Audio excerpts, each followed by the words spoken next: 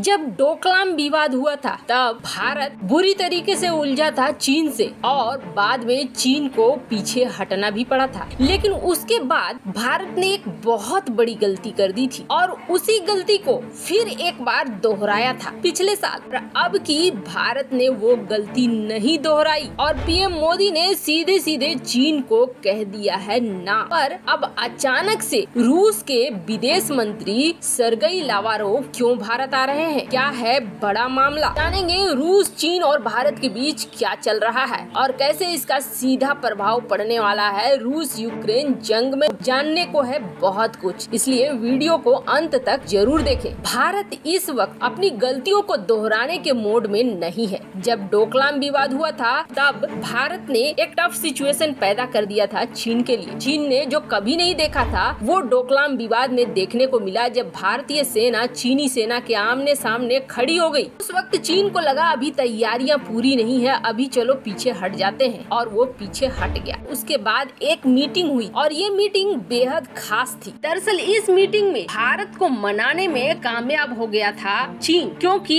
इस डोकलाम विवाद के तुरंत बाद ब्रिक्स की बैठक होनी थी और भारत को उस वक्त चीन ने मनाते हुए ये समझाया था कि भविष्य में हमारे साथ बॉर्डर का कोई विवाद नहीं होगा, आप ब्रिक्स में शामिल हो जाइए। ब्रिक्स नाक की सवाल था चीन के लिए और भारत ने उस वक्त हामी भर दी और सोचा शायद ये पहली गलती है, रिश्ते खराब करने से क्या फायदा है। ऐसे में भारत मान गया था ब्रिक्स समिट में शामिल होने के लिए। अब चीन क्यों डरता है? तो चीन इसलिए डरता है क्योंकि एससीओ को जिस तरीके से भारत ने महत्वहीन बना दिया है वैसे ही ब्रिक्स को भी बना सकता है। यही वजह है कि चीन ने उस वक्त भारत को मनाया और भारत को मनाने में कामयाब हो गया। फिर एक दूसरी गलती हुई, वो गलती थी पिछले ही साल विंटर ओलंपिक से ठीक पहले जो RIC की बैठक हुई, यानी रूस, भारत और चीन की बैठक हुई। इस बैठक में भी चीन ये बुलवाने में कामयाब हो गया कि हम विंटर ओलंपिक का विरोध नहीं करते हैं, जबकि उस वक्त अमेरिका सहित कई ऐसे देश थे जो चीन को अलग थलग करना चाहते थे और विंटर ओलंपिक का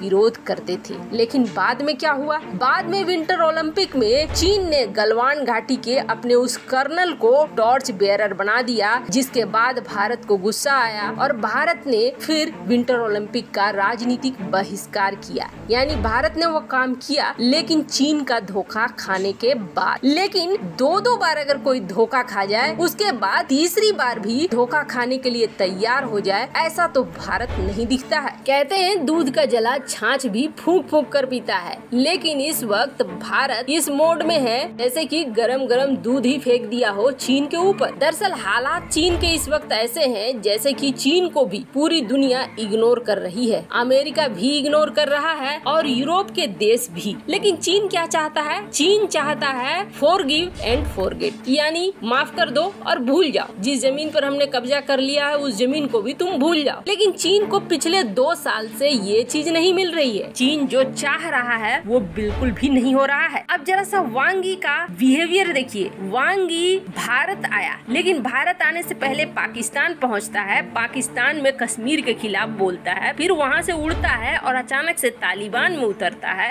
तालिबान में दोस्ती के झंडे गाड़ता है और उसके बाद भारत पहुंचता है। यानी अपने आप को दिखा रहा है कि मेरा अपर हैंड है और अभी भी मैं तुमसे ज्यादा मजबूत हूँ, इसलिए मेरी बात मानो। और यहाँ आकर वांग यी क्या कहता है? यहाँ आकर वांग यी ये कहता है कि व्यापार हम लोगों को ठीक ठाक करना चाहिए, व्यापार के लिए कोई रुकावट नहीं होनी चाहिए और न्योता देता है कि ब्रिक्स सम्मेलन में पीएम मोदी आए। लेकिन होता क्या है, एक तो पीएम मोदी मुलाकात नहीं करते हैं, वहीं दूसरी तरफ अजीत डोभाल की तरफ से आंसर आता है कि नहीं, पीएम मोदी ब्रिक्स में शामिल नहीं होंगे, तब तक शामिल नहीं होंगे जब तक बॉर्डर की डिसएंगेजमेंट की प्रक्रिया पूरी नहीं होती है।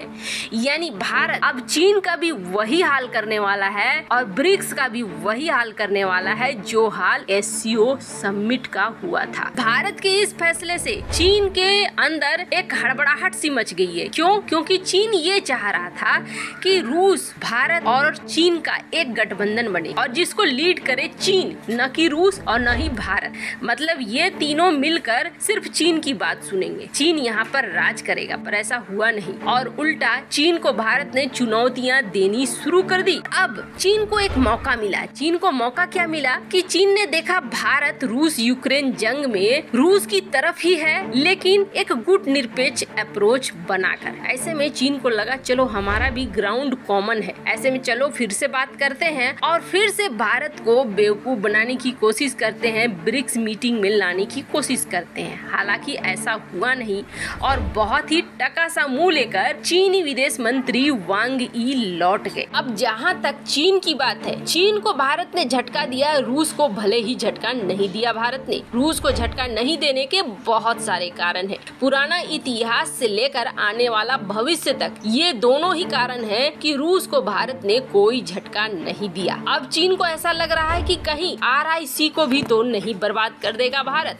RIC यानी कि रूस, इंडिया और चाइना का गठबंधन। अब चीनी विदेश मंत्री के अनएक्सपेक्टेड विजिट के बाद सरगई लावारोव आ रहे हैं भारत। हालांकि जिस तरीके से अंतर्राष्ट्रीय स्तर पर इस वक्त उथल पुथल मची हुई है और रूस इन्वेजन कर रहा है यूक्रेन का, ऐसे में भारत आना बहुत मायने कर रहा है। लेकिन एजेंडा क्या है तो आपको बता दें, रूसी विदेश मंत्री इस बार अपने साथ बहुत सारी चीजें लेकर आ रहे हैं। पहली चीज ये है कि भारत और रूस के बीच रूबी, रुपए और रूबल में होने वाले व्यापार को ठीक से सेट करना। यानी ये सबसे पहले आएंगे, भारत के फाइनेंस मिनिस्टर से मिलेंगे और चीजों को लाइन लेंथ देंगे, क्योंकि इन्हें बहुत अच्छे से पता है अभी रूस के साथ ये प्रतिबंधों का सिलसिला लंबा चलेगा। जब तक सब कुछ ठीक नहीं हो जाता है तब तक दूसरे रास्ते तो अपनाने ही होंगे। वहीं दूसरी बात ये है कि रूस चाहता है भारत लंबे समय तक साथ रहे रूस के और कई क्षेत्रों में भी निवेश करे। वहीं सबसे बड़ी बात ये है कि अप्रैल के लास्ट सप्ताह में भारत और अमेरिका के बीच 2+2 की मीटिंग होनी है। इससे पहले